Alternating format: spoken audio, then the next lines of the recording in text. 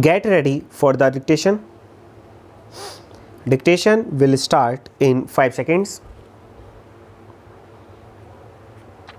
Start.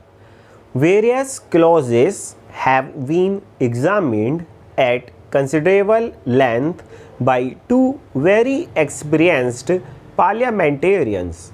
They have posed a question and asked for justification of this temporary relief with regard to the cases which are covered by those clauses. The basic fact which is to be remembered while examining a provision of this nature is the practical human side along with the purely legal side.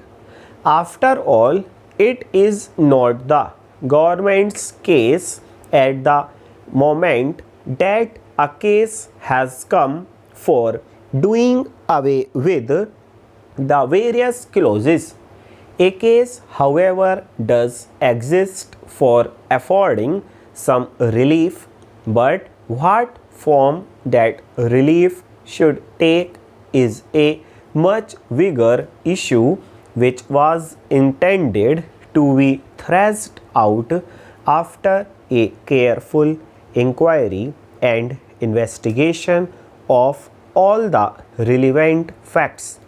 I said at the outset that it was the government's intention to go into this question carefully, and the intention is to appoint a committee upon which the various interests may be represented, and in that we also hope to be benefited by the advice of honorable members of parliament, and it will be for that committee to examine the various aspects and suggest as to what revision this way or that way towards the right or towards the left is called, and for pending that investigation there should be some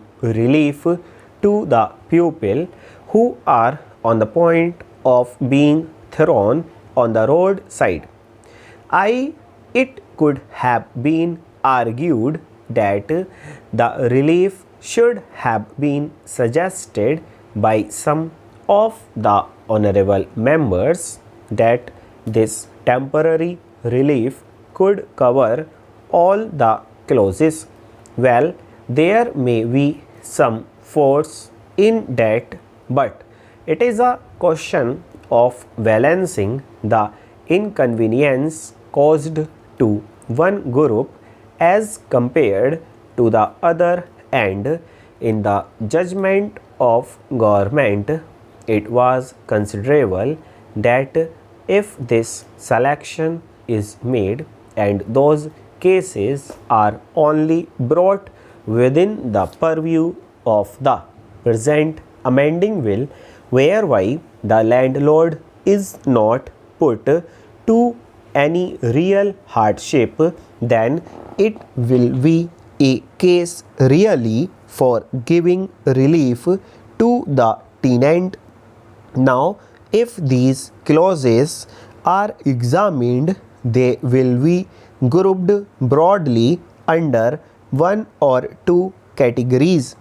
The position in Delhi as it obtains today is that the price of land has increased considerably. My honorable friend who sits on semi-opposition benches made out a case of imaginary hardships for the residents of Delhi. He said lakhs and lakhs of refugees have come down here and they have caused a lot of inconvenience and hardship to the old residents of Delhi. Well, some hardship may have been caused, but he conveniently forgets that it is the resident of Delhi who is the owner of small buildings. Full stop.